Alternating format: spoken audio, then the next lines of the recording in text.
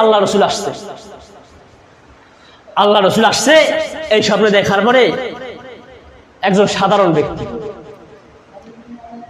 তো এই দেখার পরে সে যখন রওনা হয়েছে আল্লাহ রসুলের সঙ্গে দেখা করবে, এই জন্য রওনা হয়েছে। রওনা হওয়ার পরে সে যাইতে যাইতে কিছু দূর যাওয়ার পরে এবার দেখতেছে আবার আল্লামা কাসেম নানতুবি রহমাতুল্লাহ আলাই সেও যাইতেছে। এবার ওই লোকটা বলতেছে, কাসেম কই যাও, যাইতেছো কোথায়? বলে ওইখানে নাকি নবী আসছে, নবীর সঙ্গে দেখা করতে যাইতেছি।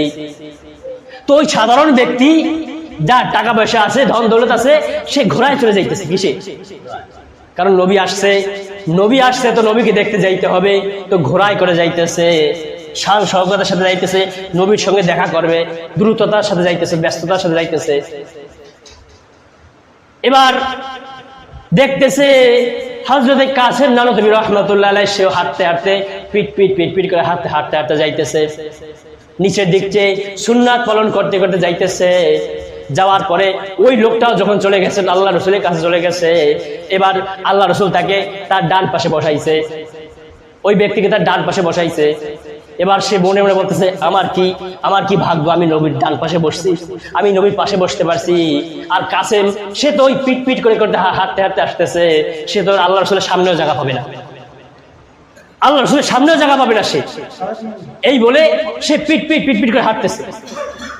এবার যখন হযরতে কাসেম নানতুবি রহমাতুল্লাহ আলাইহি যখন চলে গেছে, আল্লাহ রসুলের কাছে চলে গেছে, এবার আল্লাহ রসুল বলতেছে, কাসেম আসছো? ও কাসেম তুমি আসছো? বলে হ্যাঁ। বলে আসো। এবার কাসেম নানতুবি রহমাতুল্লাহ আলাইহিকে আল্লাহ রসুল এসে কাছে আনার পরে তার রানের উপরে, তার ডাইন রানের উপরে, কোলের উপরে নিয়ে বসাইছে। এবার ওই ব্যক্তি বলতেছে, আল্লাহ রসুলকে বলতেছে, আল্লাহ রসুল আমি তার আগে আসলাম, আপনি এই কাজটা ঠিক করলেন, আমি আগে আসলাম, আমাকে বসাইলেন পাশে, আর সে যে আর আসলো পরে আসলো, তাকে আপনি কোলে বসাইলেন, কোলে বসানো দরকার তো আমাকে, আপনি তাকে পরে আসার পর কোলে বসাইলেন।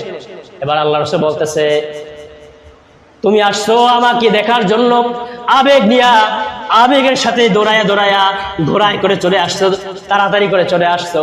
আর আমার এই কাসেম ও সুন্নাত মেনে আমি নবীর সাথে দেখা করতে আসছি। তো সে আসছে সুন্নাত মেনে, আর তুমি তো সুন্নাত মানো নাই। এই জন্য যে সুন্নাত মানবে তার মর্যাদা নবীর কাছে সব থেকে বেশি প্রিয়।